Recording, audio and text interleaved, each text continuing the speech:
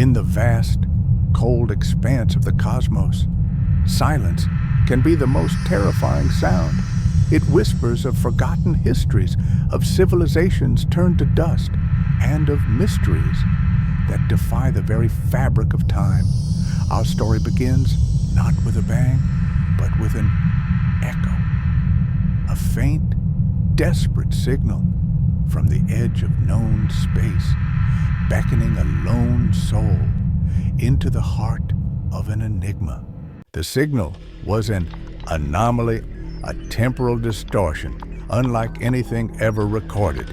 It emanated from a sector long abandoned, a graveyard of failed expeditions and whispered legends.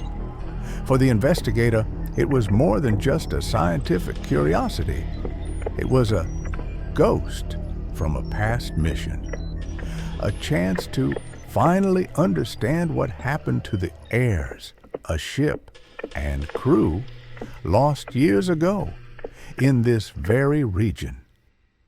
The jump was unlike any other.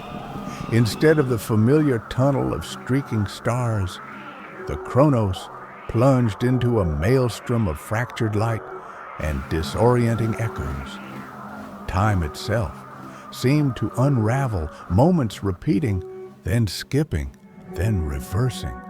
It was a journey not just through space, but through the very fabric of causality. When the light faded, the Chronos was no longer in the void.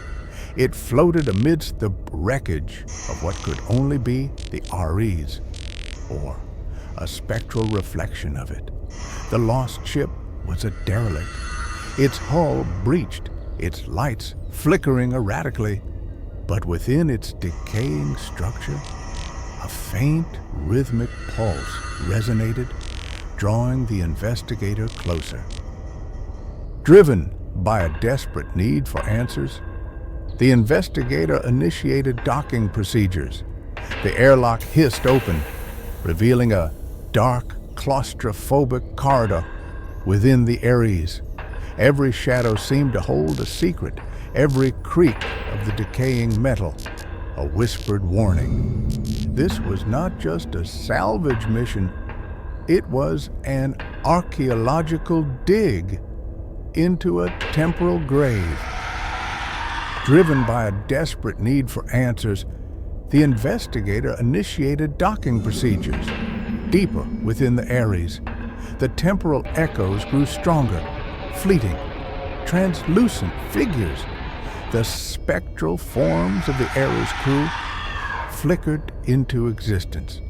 They replayed fragments of their final moments, silent, agonizing visions, a desperate struggle against an unseen force, a growing panic as the anomaly consumed them. The source of the anomaly, the heart of the Ares demise, was found in the ship's core, a massive alien device pulsating with unstable temporal energy. It was beautiful, terrifying, and clearly not of human origin. This was the Chronos Device, a relic capable of manipulating time itself, now malfunctioning catastrophically.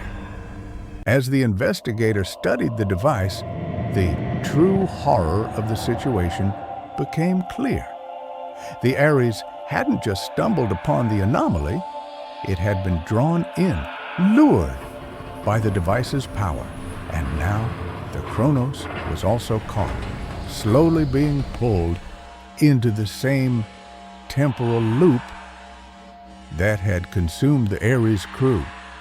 With time running out, the investigator raced back to the Chronos, the echoes of the Ares crew, screaming silently around them.